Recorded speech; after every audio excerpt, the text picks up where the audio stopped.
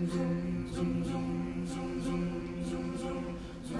natin ang silang tangkana sa tapat ng Belengbayan, ating Birhen na walang sumilang doon ang sanggol na mananakop na buong katauhan.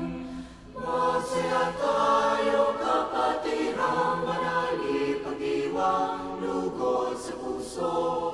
Si Jesus natin siyang tanging may kapag